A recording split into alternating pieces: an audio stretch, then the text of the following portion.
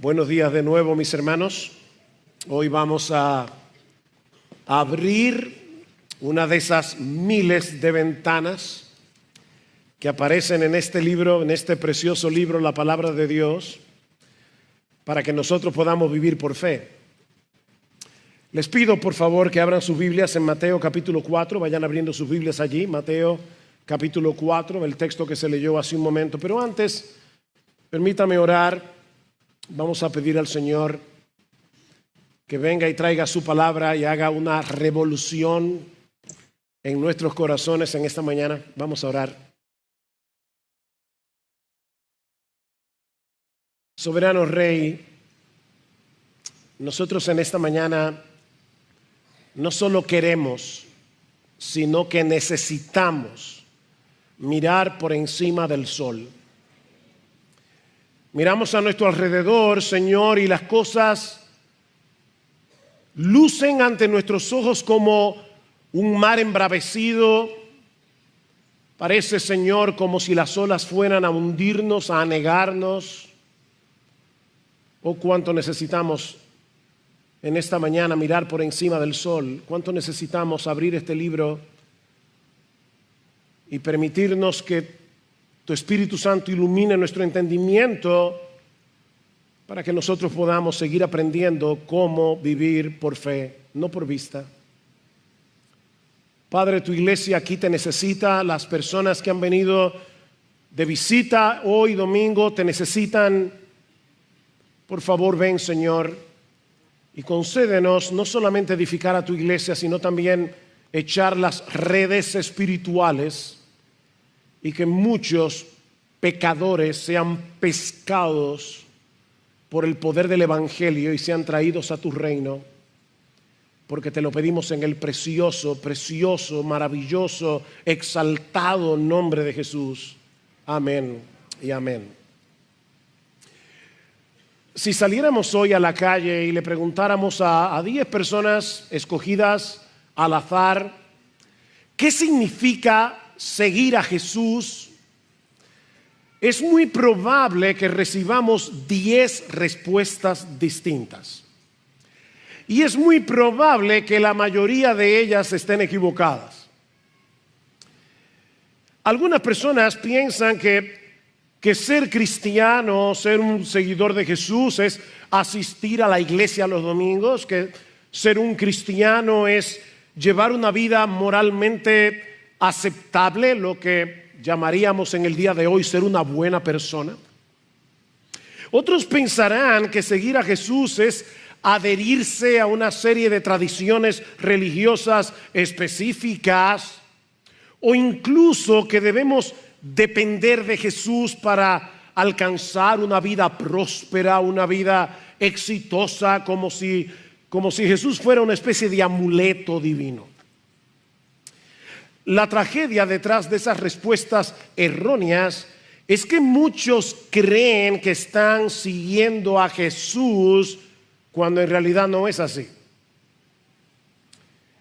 Dicen que son cristianos, pero continúan persiguiendo sus propios intereses, sus propias metas en la vida, sus propias ambiciones, sus propios deseos. En otras palabras, ellos no están siguiendo a Jesús, que tiene otras metas, otras ambiciones, otros deseos, sino que se están siguiendo a sí mismos. Como veremos en el texto que estaremos considerando en la mañana de hoy, en Mateo capítulo 4, seguir a Jesús no implica simplemente un ajuste superficial en nuestras vidas. Algunas personas dicen, bueno, sabemos que no todo el mundo es perfecto, nosotros pecamos, necesitamos hacer algunos ajustes aquí o allá. No, seguir a Jesús implica una entrega radical, implica un cambio de dirección, o si quieren, una reorientación total de toda nuestra vida, que no solo transforma lo que hacemos, sino quiénes somos y para qué vivimos. Voy a repetir eso otra vez. Seguir a Jesús implica una reorientación total de toda nuestra vida que transforma no solo nuestras acciones, no solo lo que hacemos, sino también quiénes somos y para qué vivimos. Con eso en mente, yo quiero que vayan otra vez a Mateo capítulo 4, pero esta vez vamos a leer los versículos 18 al 22. Dice: y andando junto al mar de Galilea, vio a dos hermanos, Simón llamado Pedro y Andrés su hermano, echando la red al mar porque eran pescadores, y les dijo: seguidme y yo os haré pescadores de hombres. O como dice la Reina Valera, que es el texto que estaré usando en cuanto a ese versículo específicamente en la mañana de hoy: venid en pos de mí y yo os haré pescadores de hombres. Entonces ellos, dejando al instante las redes, le siguieron. Y pasando de allí vio a otros dos hermanos, Jacobo hijo de Zebedeo y Juan su hermano, en la barca con su padre Zebedeo, remendando sus redes, y los llamó. Y ellos, dejando al instante la barca y a su padre, le siguieron. Con el mensaje de esta mañana estaremos concluyendo una serie que venimos ya predicando desde hace ya varios domingos y que hemos titulado ¿A qué vino Jesús? Hemos estado considerando una serie de textos en los evangelios en los que el mismo Jesús responde la pregunta. Hasta aquí hemos visto que Él vino a dar su vida en rescate por muchos, Marcos 10:45. Él vino a buscar y a salvar lo que se había perdido, Lucas 19:10. Él vino a llamar a pecadores al arrepentimiento. Él vino a traer luz a un mundo que se encuentra en tinieblas. Él vino a testificar de la verdad, como le dijo Jesús a Pilato en Juan 18:37. Y Él vino a cumplir las escrituras del Antiguo Testamento. Eso es básicamente lo que hemos estado viendo en esta serie. Ahora, ¿qué debemos hacer ahora con toda esta información?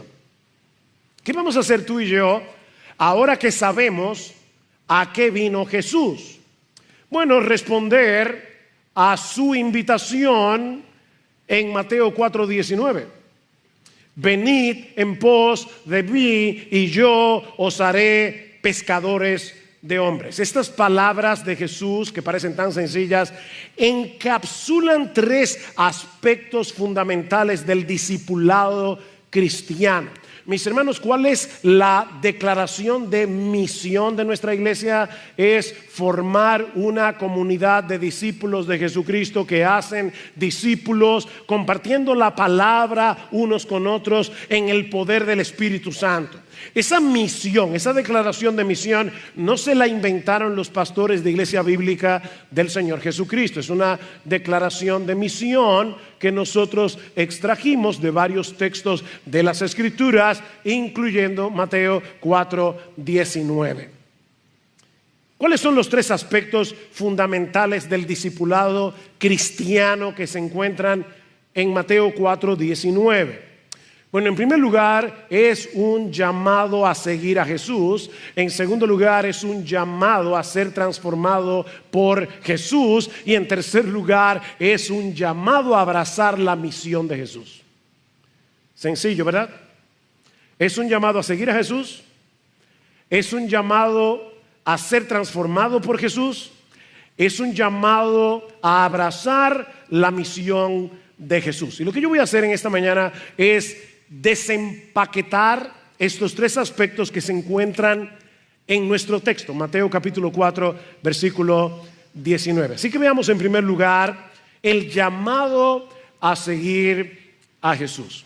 Una de las cosas que me sorprenden constantemente de las Escrituras es la forma tan sencilla como la Biblia explica doctrinas y enseñanzas que son muy profundas. Porque la narración de Mateo en nuestro pasaje es una historia tan simple, ¿verdad? Es una historia tan clara, pero en esa aparente simplicidad se encierran verdades sumamente profundas con respecto al discipulado.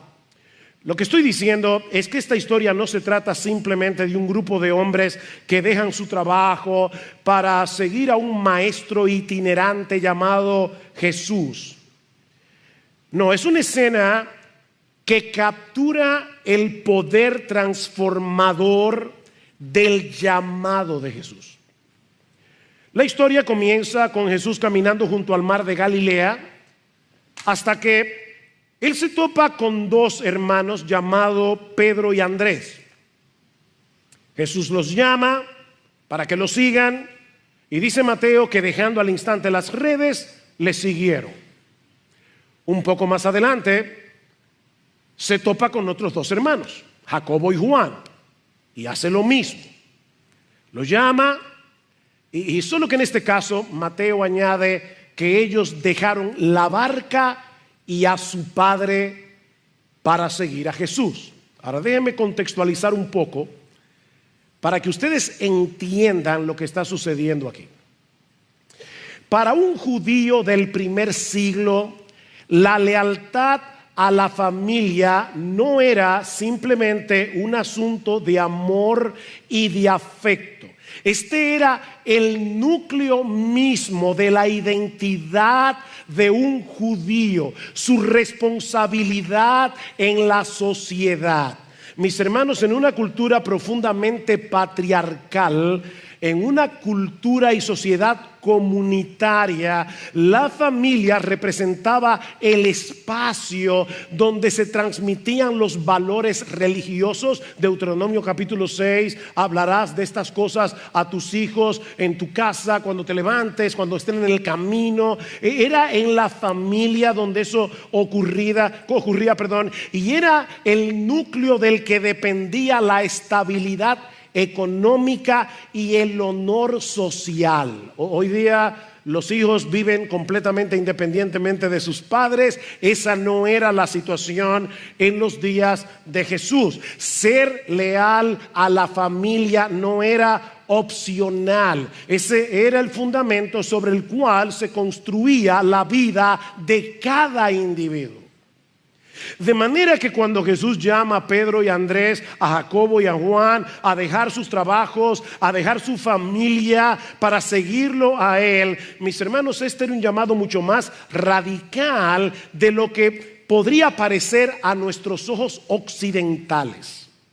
Yo tenía un profesor en el seminario, un español, que siempre nos decía: el problema de ustedes los occidentales es que leen la Biblia con ojos occidentales. Nosotros debemos leer la Biblia con los ojos del Medio Oriente, teniendo en mente la cultura del siglo en el que vivió Jesús. Mis hermanos, Jesús en este pasaje no solo les estaba pidiendo que dejaran un empleo. No. Jesús les estaba pidiendo que reconfiguraran por completo su identidad y sus prioridades. Era un llamado a dejar atrás no solo barcas y redes, sino también las expectativas culturales que definían quiénes eran, cuál era su lugar en el mundo. Y obviamente en ese momento ellos no tenían un claro entendimiento de todo lo que implicaba seguir a Jesús, pero estos hombres dejaron todo atrás, porque entendieron en ese momento, entendieron que el llamado de Jesús, que lo que Jesús les estaba ofreciendo era infinitamente superior que lo que ellos estaban dejando. Estos hombres comprendieron en ese momento que el reino de Dios no era simplemente un concepto, era una realidad presente en la persona de Jesús, el Rey del reino, que lo exige todo porque lo ofrece todo. Yo recuerdo hace muchos años atrás que un miembro de esta iglesia, dando su testimonio, decía: mira, cuando yo me convertí, yo recuerdo que entendí el llamado de la Biblia y yo le decía al Señor: bueno, Señor, mira, yo estoy dispuesto a darte el 50% de mi vida. Y Jesús me dijo: no, está bien, te voy a dar el 75% de mi vida. Y Jesús me dijo: no, Así que le dije, bien, Señor, mira, te voy a dar el 99% de mi vida. Y Jesús me dijo, no, es el 100%. Este no es un llamado que tú puedes seguir a medio tiempo. Este es un llamado a tiempo completo. Es el llamado del Rey de Reyes, del Señor de los Señores, del Hijo de Dios encarnado. Un Rey que lo exige todo porque lo dio todo. Ahora, debo aclarar que esto no significa que Jesús estuviera negando la importancia de la familia o que Jesús estuviera moviendo a estos dos pares de hermanos a violar el quinto mandamiento: honra a tu padre y a tu madre. Obviamente no, pero sí estaba estableciendo una lealtad a Jesús que supera todas las otras lealtades terrenales. Ese es el llamado. ¿Qué dice el Señor en Mateo capítulo 10, versículo 37? El que ama a padre o madre más que a mí no es digno de mí. El que ama a hijo o a hija más que a mí no es digno de mí. Y el que no toma su cruz y sigue en pos de mí no es digno de mí. Lo que Jesús exige es que tú lo ames a Él, lo tengas a Él como una prioridad, que no solamente está por encima de tus padres, no solamente está por encima de tus hijos, está por encima de tu propia vida. El que no toma su cruz y sigue en pos de mí no es digno de mí. Es un rey que lo exige todo porque Él lo dio todo. Obedecer este llamado demandaba de estos hombres una fe extraordinaria, porque implicaba no solo transferir su lealtad completa a Jesús, someterse a su autoridad absoluta. Mis hermanos, estos hombres estaban renunciando a la estabilidad económica que les brindaba un negocio que, por cierto, estaba en su mejor momento. En el pasaje de Lucas que Miguel leyó hace un momento, que es probablemente el pasaje paralelo a Mateo 4, vemos esta misma historia, pero con otros detalles que le añaden un poco de color. ¿Ustedes recuerdan? Miguel acaba de leer Lucas. Pedro y sus compañeros habían estado trabajando toda la noche en el mar. No habían pescado ni una sardina.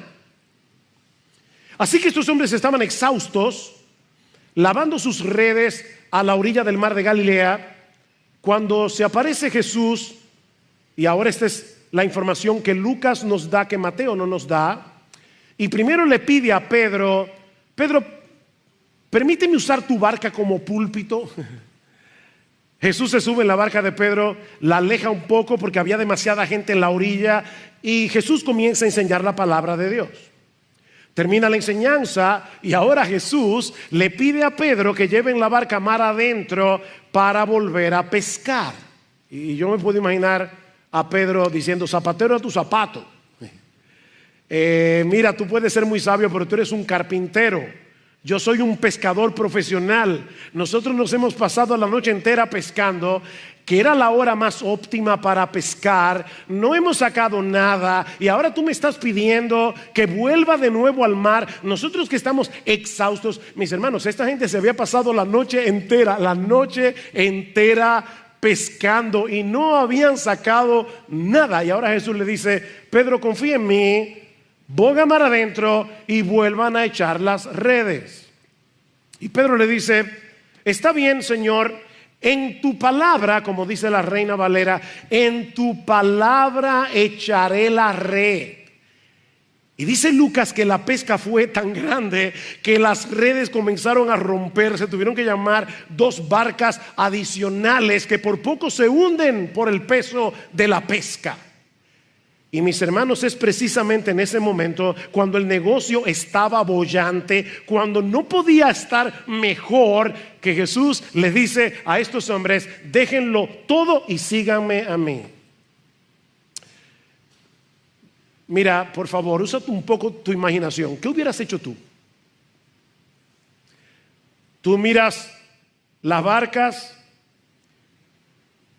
cientos de peces en las redes, y a un maestro que apenas está comenzando su ministerio, que te dice: ven y sígueme a mí, déjalo todo y sígueme. ¿Qué hubieras hecho tú?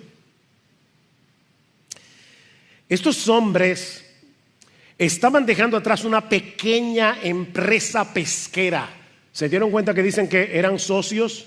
Pedro y Andrés, Jacobo y Juan. Era una empresa pequeña. Esta gente no era pobre, tampoco eran millonarios, pero tenían estabilidad económica. Ellos están dejando atrás esta pequeña empresa pesquera. Ellos están dejando atrás las redes llenas de peces, porque ellos entendieron y creyeron que lo que Jesús les estaba ofreciendo era 1000 veces mejor.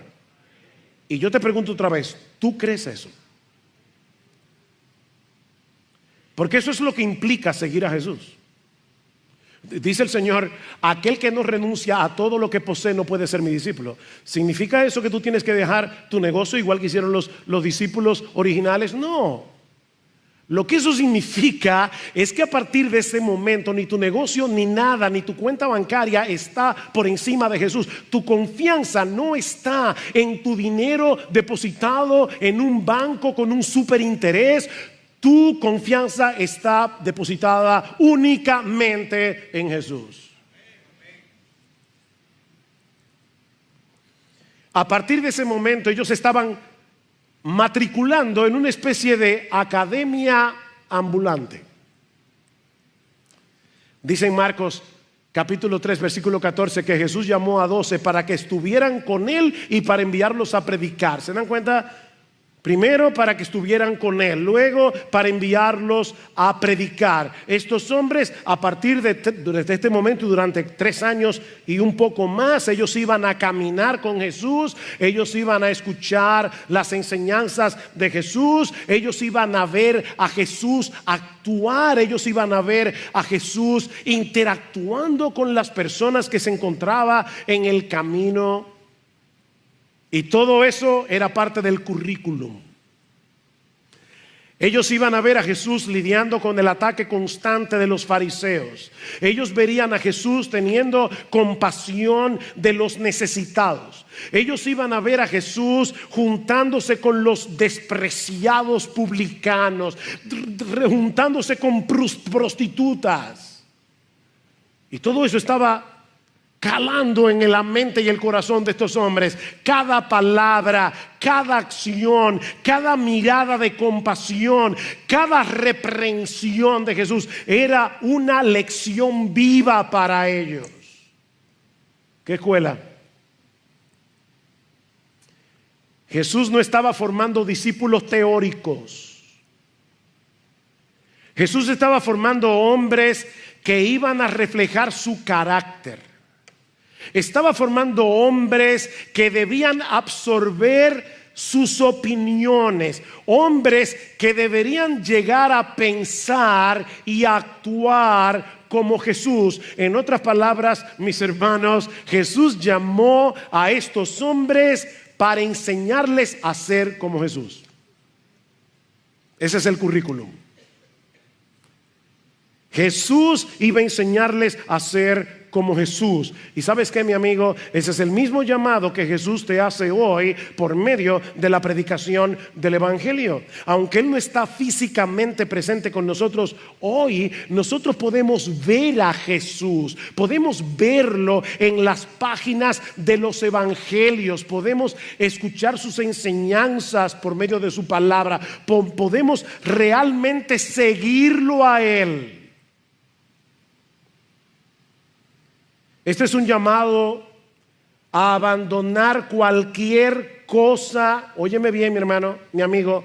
Este es un llamado a abandonar cualquier cosa que compita con Jesús por el lugar supremo en tu corazón. Ven que no se puede ser seguidor de Jesús a medio tiempo. Dice el Señor en Mateo 16:24, si alguno quiere venir en pos de mí, niéguese a sí mismo, tome su cruz y sígame. La conversión implica un cambio de lealtades. La conversión implica un traslado de nuestra confianza, de nuestra dependencia. Antes confiábamos en cosas terrenales como el dinero, la reputación, las tradiciones religiosas o incluso en nuestra propia capacidad. Pero ahora estamos transfiriendo nuestra lealtad, estamos transfiriendo nuestra confianza únicamente, absolutamente, exclusivamente a la persona de Jesús. Es por eso que este es un llamado que comienza con el arrepentimiento. Que dicen en Mateo 4:17, desde entonces comenzó Jesús a predicar, a decir: arrepentíos, porque el reino de los cielos se ha acercado. Y lo mismo vemos en la pesca milagrosa. ¿Recuerdan cuando Pedro estaba allí sacando las redes? Las redes se estaban rompiendo, llenas de peces, y de repente Pedro cae en la cuenta de lo que significa este milagro. Él dice: esta persona que está delante de mí no puede ser un mero hombre. Yo estoy delante de la presencia de Dios mismo. Y dice que Pedro se postra y dice: apártate de mí, Señor. Al principio le había dicho: maestro, toda la noche hemos estado pescando y no sacamos nada. Pero ahora de repente Pedro dice: si este hombre es capaz de mirar a lo profundo del mar y es capaz de llamar soberanamente a los peces para que se metan en las redes, este hombre también puede ver en lo profundo de mi propio corazón. Apártate de mí, Señor, yo soy un hombre pecador. Este camino del discipulado necesariamente comienza con el arrepentimiento.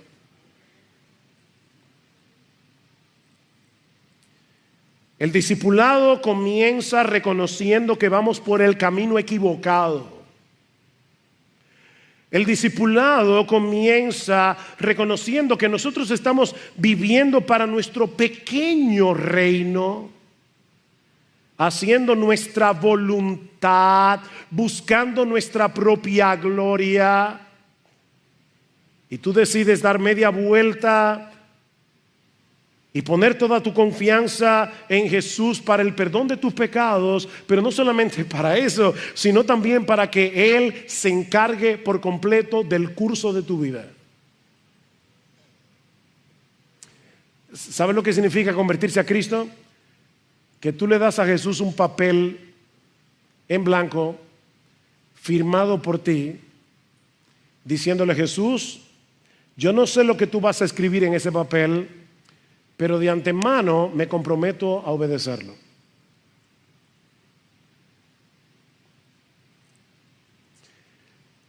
Los seguidores de Jesús van detrás de Jesús. Eso es obvio.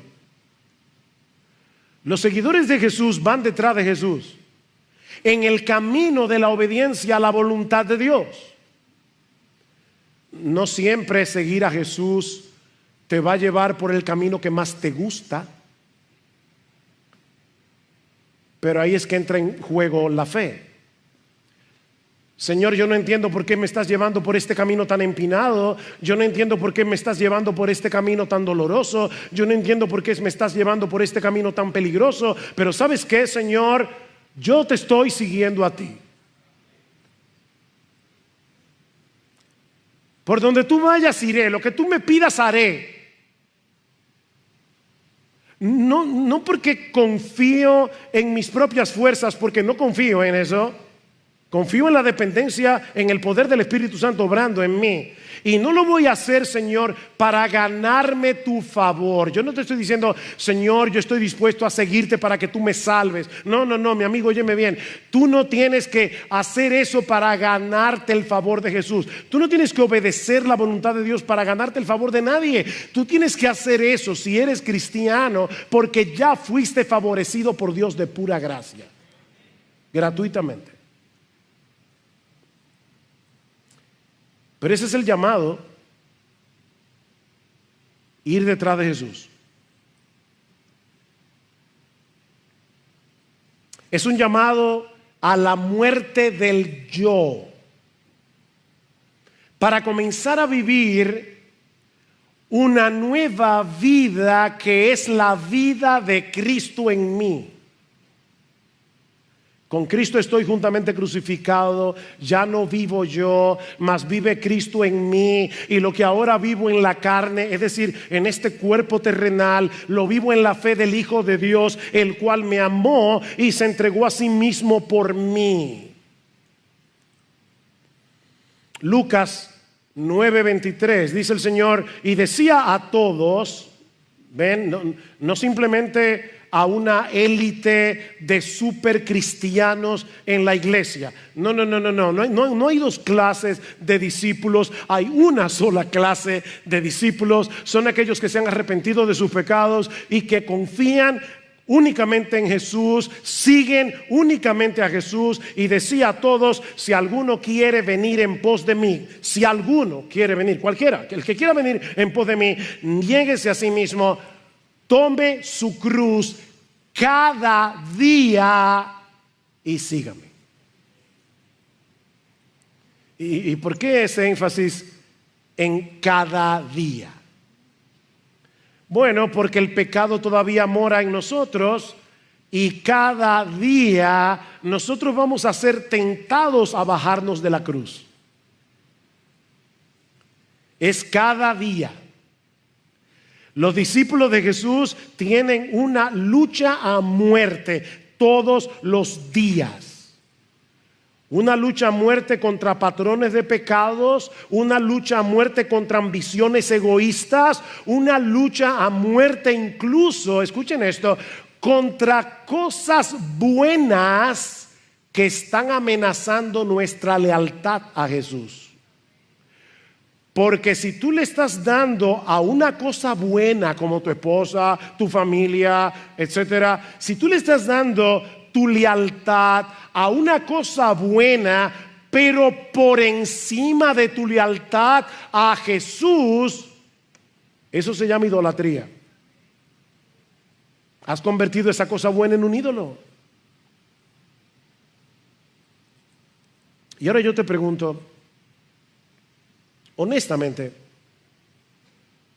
¿tú estás siguiendo a Jesús? ¿Tú estás siguiendo a Jesús? ¿O todavía tú sigues creyendo que eres tu propio amo? ¿Que eres tu propio dueño? ¿Que eres tu propio Señor? Porque si es así, mi amigo, arrepiéntete y ven a Jesús.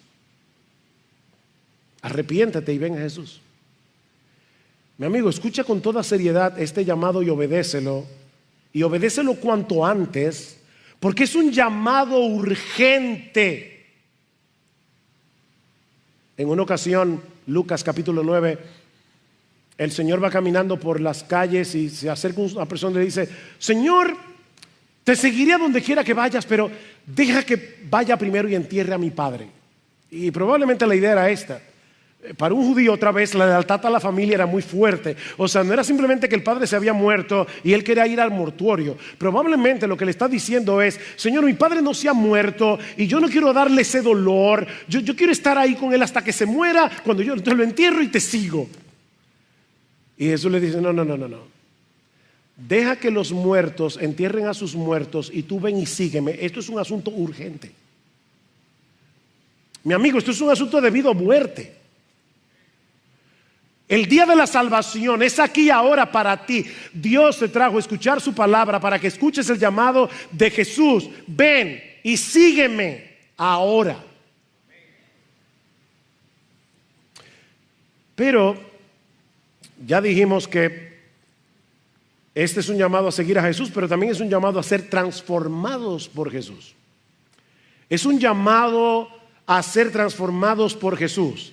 Vengan en pos de mí, síganme a mí. ¿Y qué dice Cristo? Yo los haré. Yo los convertiré en pescadores de hombres. Estos hombres no se iban a convertir en pescadores de hombres por su habilidad innata. No era que, bueno, Pedro y Andrés, a Juan y Jacobo, ustedes son buenos en la pesca, así que seguramente cuando vengan y me sigan, ustedes van a ser buenos pescando hombres. No, dice Jesús, eso depende completamente de mí. Vengan en pos de mí, síganme a mí, aprendan de mí, y en el camino yo me voy a encargar de convertirlos, yo me voy a encargar de transformarlos, yo me voy a encargar de capacitarlos para que ustedes se conviertan en pescadores de hombres. Esto no depende de vuestra propia inteligencia, esto no es por la fuerza de voluntad. No, Cristo mismo iba a transformarlos en instrumentos útiles para el reino de Dios. ¿No te alienta eso, mi hermano? Nosotros nos vemos tan débiles. Bueno, mira a Pedro en la Biblia. Tú quieres un hombre más impulsivo, que haya metido más la pata que Pedro. Y precisamente fue a ese hombre que Cristo lo convirtió en uno de los instrumentos más poderosos para predicar el evangelio a los judíos y a los gentiles. Es Jesús. La clave no está en ti, la clave no está en tus capacidades innatas, la clave está en Jesús. El discipulado es una obra de la gracia de Dios. ¿Qué dice Pablo en Filipenses 1:6? Dice: el que comenzó en vosotros la buena obra, Él la perfeccionará hasta el día de Jesucristo. Ven, Él comenzó la obra, no fuiste tú. Y por lo tanto Él la completará, no tú. Jesús es el que llama soberanamente, Jesús es el que nos capacita, Jesús es el que dirige nuestras vidas hacia el propósito que Él tiene para cada uno de nosotros. Es una obra de transformación progresiva por medio del Espíritu Santo, aplicando en nosotros con poder su palabra para hacernos cada vez más como Jesús y para convertirnos en instrumentos de Jesús. Cuando Cristo llamó a Pedro, a Juan, a Andrés, a Jacobo y a Juan, mis hermanos, nadie iba a prever lo que Él iba a hacer con ellos.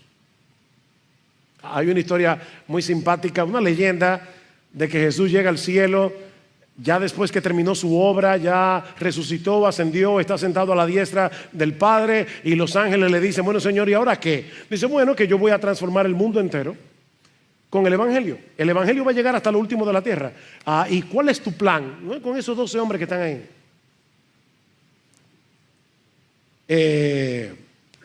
¿Tú no tienes un plan B? O sea, espérate, déjame ir entiendo. Con Pedro, el que te negó, con los otros que salieron corriendo en la resurrección, en la crucifixión, o sea, con esos que el día antes de tú ser arrestado estaban discutiendo entre ellos cuál iba a ser mayor en el reino de los cielos. O sea, de verdad, señores, con esos 12 hombres que tú vas a cambiar el mundo. Piénsenlo. No era precisamente un dream team. ¿Tú no tienes un plan B? No. Hay solo un plan A. Y es el único. Jesús convertiría a esos 4 hombres comunes y corrientes en instrumentos poderosos para la propagación del evangelio. Y todo comenzó cuando Cristo los llamó. Oigan, todo comienza con las palabras de Jesús. Las palabras de Jesús. Déjame explicar teológicamente lo que yo quiero decir. Así como en la creación inicial Dios habló y el universo fue formado, aquí Jesús habla con autoridad: sígueme, y produce una nueva creación en la vida de sus discípulos. Eso fue lo que Jesús hizo en tu vida. 2 Corintios 5:17: si alguno está en Cristo, nueva criatura es. El texto dice literalmente: si alguno está en Cristo, nueva creación es. Es una nueva creación. Efesios 2:10: porque somos hechura suya, creados en Cristo Jesús para buenas obras, las cuales Él preparó de antemano para que anduviésemos en ellas. Es por eso que al final de la historia Jesús se llevará toda la gloria. es Jesús. Lo que estoy diciendo, mis hermanos, es que Jesús no solo nos llama a vivir para un propósito, sino que nos recrea para que seamos capaces de cumplir el propósito.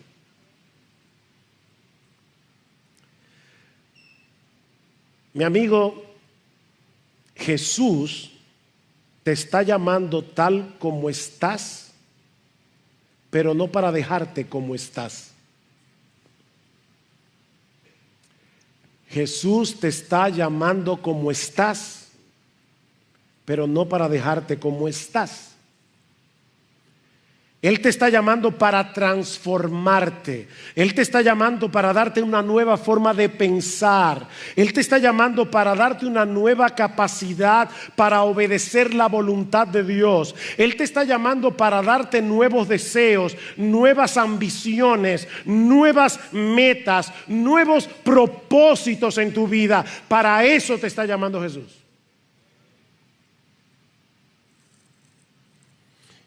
Él te está llamando a una nueva dependencia. O sea, en vez de tú seguir dependiendo de tus propias capacidades o en cualquier otra cosa, Él te está llamando para que desde ahora en adelante tú dependas de Él, para que Él te cambie, para que Él te dé la capacidad de obedecer, para que Él te capacite a servirle en su reino. ¿Qué dice el salmista? Encomienda al Señor tu camino y confía en Él y Él hará.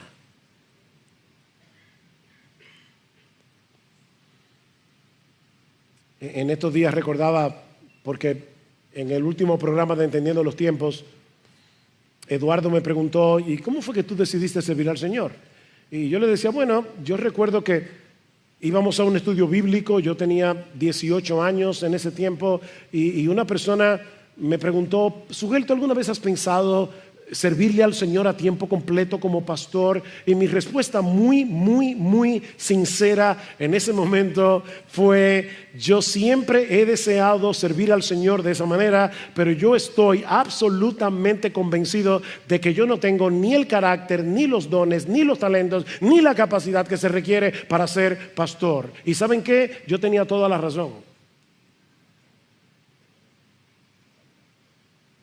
Hay un programa que se llamaba, yo no sé si eso todavía está vigente, Factor X. ¿Lo han visto? Factor X, Factor X. Mira, olvídate del Factor X. Incorpora en tu vida el Factor Jesús. Porque es Jesús el que va a hacer el cambio, es Jesús el que te va a dar la capacidad, es Jesús el que te va a hacer un instrumento útil en sus manos. Pablo le dice a Timoteo: Timoteo, tú hijo mío, fortalécete en la gracia que hay en Cristo Jesús. Y esta palabra fortalécete es interesantísima, porque conlleva la idea de ser capacitado, o una palabra que está muy de moda hoy, empoderado. Solo que en este caso no es en nuestras propias fuerzas, sino en una fuente de poder externa. Sé empoderado por medio de una fuente de poder externo, que es, en este caso, la gracia que se encuentra en Cristo Jesús. Hijo mío, fortalécete, empodérate en la gracia que es en Cristo Jesús. ¿Qué significa eso? Reconocer nuestra debilidad,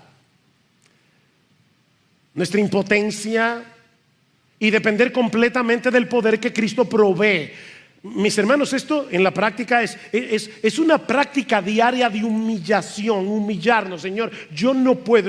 Es una práctica diaria de humillación, de orar, de buscar su presencia, de actuar en fe, confiando en que su gracia es suficiente para hacer lo que Él quiere que yo haga.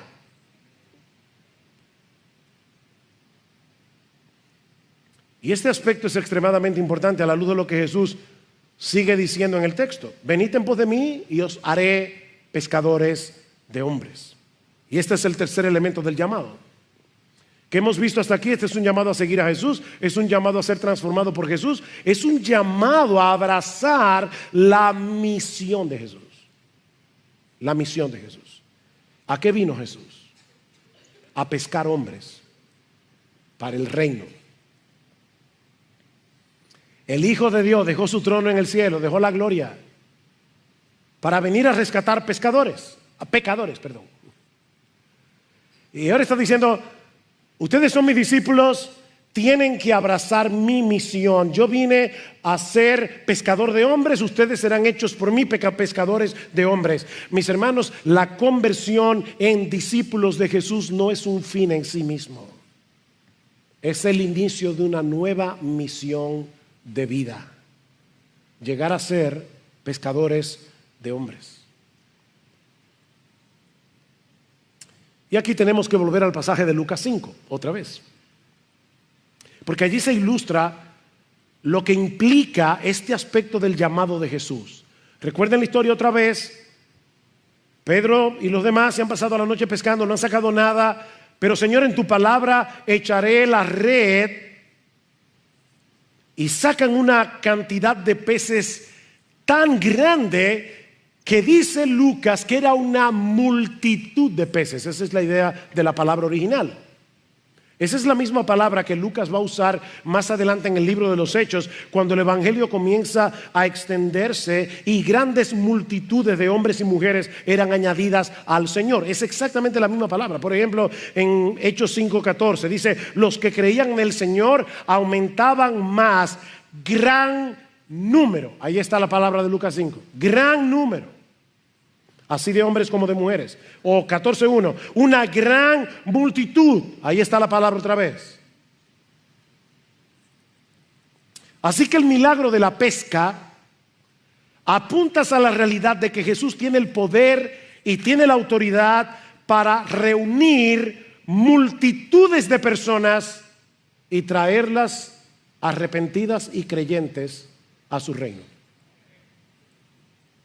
Solo que esta pesca de hombres obviamente no es como la pesca de peces. Los peces se atrapan para ser comidos, pero los hombres son capturados por el evangelio para ser salvados. Jesús no nos envía a pescar a la gente para explotarlas.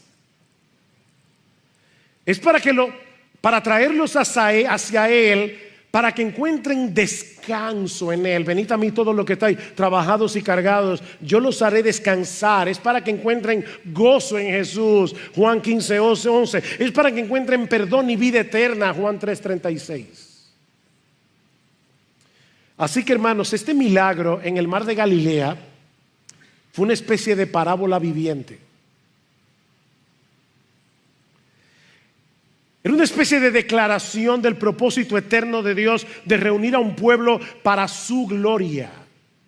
Un propósito que no depende de nuestras habilidades, de nuestros esfuerzos, sino de la palabra autoritativa de Jesús y del poder de Jesús. Señor, no hemos pescado nada, pero en tu palabra echaré la red. Tal vez tú estás cansado de predicar el evangelio a tus amigos. Tal vez estás cansado de compartir el evangelio con tu familia y piensas que eso no está dando ningún resultado. Bueno, ya tú tienes la noche entera pescando y no has sacado ni una sardina, pero sigue echando la red, confiando en el poder de la palabra de Jesús. No te canses. Yo no sé cuántos de ustedes alguna vez han salido a pescar, pero se requiere mucha paciencia para pescar. Y no siempre se pesca lo que tú quieres. Yo me acuerdo una vez que había salido con Lester y su familia a Nisibón y fuimos al mar a pescar, pero desde la orilla, y pasó algo sorprendente. Yo sé que los pescadores son mentirosos muchas veces, pero créanme esta historia. Yo cogí mi caña, le puse su gusanito, eran sardinitas que habíamos sacado con una red, y cuando tiré la caña de pescar, ¿saben qué pesqué? Una gaviota. La gaviota vino, agarró el pescado, se lo llevó y ahí estaba yo mirando cómo el ave se llevaba la carnada. No siempre se pesca lo que uno quiere, pero sal a pescar. Cristo promete en Mateo 16:18 que Él iba a edificar su iglesia y que las puertas del Hades no prevalecerán contra ella. Mi hermano, eso no depende de ti ni de mí, eso depende de Él. Ahora, ¿cómo va a cumplir Jesús esta promesa? ¿Cómo es que Jesús está hoy edificando su iglesia? A través de hombres y mujeres que Él ha llamado a seguirlo y que Él los ha convertido en pescadores de hombres. Mi hermano, tú estás aquí hoy en la mañana porque hubo alguien, yo no sé quién, pero hubo alguien que compartió contigo el evangelio. Hubo alguien que salió de su zona de confort, que salió de su zona de seguridad y fue a pescar y te habló a ti. Tal vez te invitó a la iglesia. Tal vez tenía un estudio bíblico en su casa. Queremos que proliferen otra vez los estudios bíblicos evangelísticos en las casas. Tú estás aquí porque alguien te predicó. Bueno, da de gracia lo que tú recibiste de gracia.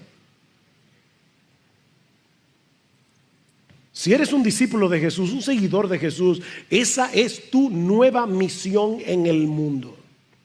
Estás aquí en gran medida para ser un pescador de hombres. Id y haced discípulos a todas las naciones, bautizándolos en el nombre del Padre y del Hijo y del Espíritu Santo, enseñándoles que guarden todas las cosas que os he mandado. Y he aquí, yo estoy con vosotros todos los días. Salgan a hacerlo, no se preocupen, yo estoy con vosotros todos los días hasta el fin del mundo. Jesús te llama a seguirlo y luego te envía a que hagas lo mismo que Él vino a hacer. Predicar el evangelio a otros, llamarlos para que sigan a Jesús. Mi hermano, eso no depende de tu capacidad para convencer a la gente. Eso depende del poder de Jesús que está en nosotros todos los días. Ese Jesús que obra por su Espíritu en los corazones de los hombres, a través de su palabra. ¿Qué estaba haciendo Jesús en Mateo 4? Predicando el evangelio, dice versículo 17. ¿Qué estaba haciendo Jesús en Lucas 5? Predicando el evangelio. Y le estaba diciendo a los discípulos, ¿saben qué? Cuando ustedes hagan lo mismo, ustedes van a tener probablemente un resultado similar. Nuestra responsabilidad no es convertir a la gente, es compartir el evangelio, dejando los resultados en las manos del Señor. Y mi hermano, no te sientas desanimado cuando tú no veas los resultados que deseas, porque no siempre nos toca a nosotros ver el final de la obra que Dios está haciendo. ¿Recuerdan las palabras de Pablo en 1 Corintios 3? Yo planté, Apolos regó, pero el crecimiento lo ha dado Dios. Así que, dice Pablo, ni el que planta es algo, ni el que riega es algo, sino Dios que da el crecimiento. Así que a uno les toca plantar, a otro le toca regar y a otro le toca cosechar. Pero es una labor en cierto modo comunitaria.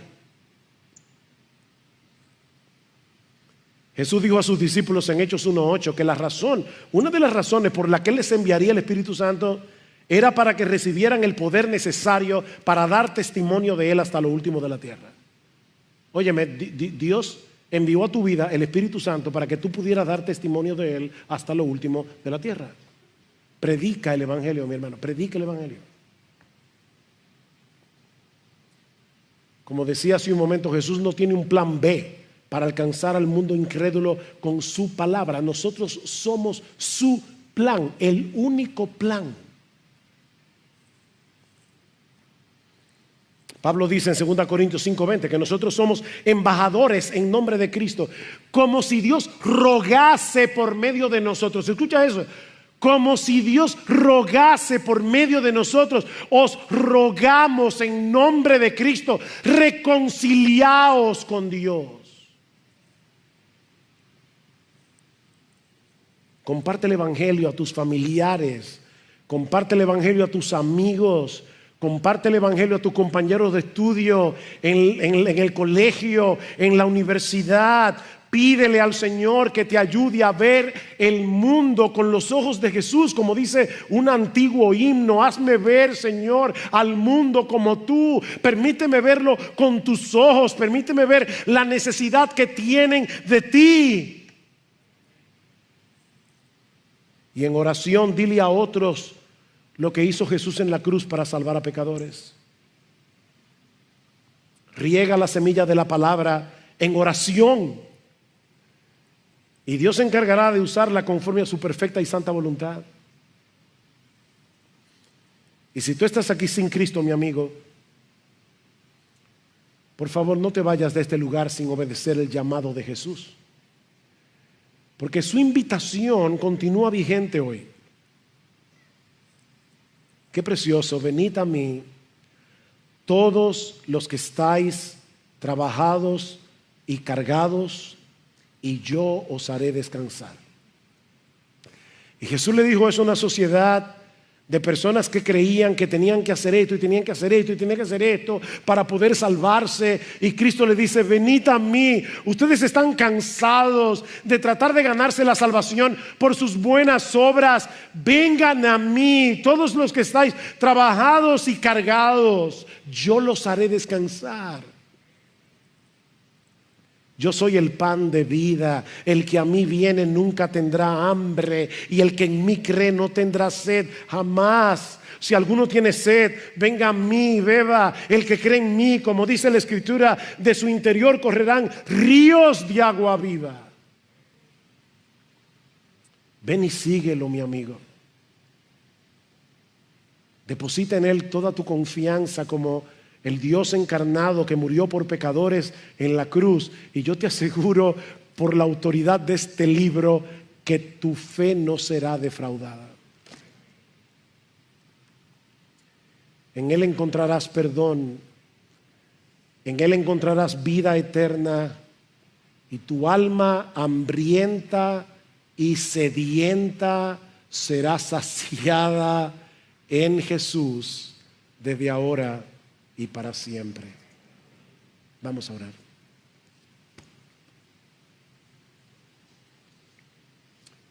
Señor, ¿cuántas veces hemos echado la red del Evangelio? ¿Y cuántas veces, Señor, hemos sentido cierta frustración? Porque no vemos el fruto, no vemos el impacto que nosotros quisiéramos ver. Sin embargo, Señor, en tu palabra echaremos la red. Seguiremos echando la red. Seguiremos compartiendo con otros el mensaje glorioso de salvación, porque nosotros creemos que ese mensaje sigue siendo poder de Dios para salvar a pecadores. Señor, revoluciona a Iglesia Bíblica del Señor Jesucristo. Ayúdanos a ser discípulos que hacen discípulos. Ayúdanos, oh Señor, a seguirte a ti, a dejarnos transformar por ti a través de tu palabra. Oh Señor, convierte a cada miembro de esta iglesia en un pescador de hombres. A algunos les tocará sembrar, a otros regar, a otros cosechar. Pero Señor, por favor, concédenos ver al mundo con tus ojos. Y Padre, por favor, mira a aquellos que están hoy sin Cristo. Tal vez algunos creyendo que están siguiendo a Jesús cuando en realidad no es así. Despiértalos, Señor, y tráelos hoy. Tráelos hoy a Cristo en arrepentimiento y fe. Oh Señor, obra por el poder de tu Espíritu a través de tu palabra que ha sido predicada, porque te lo pedimos en el nombre de Jesús. Amén.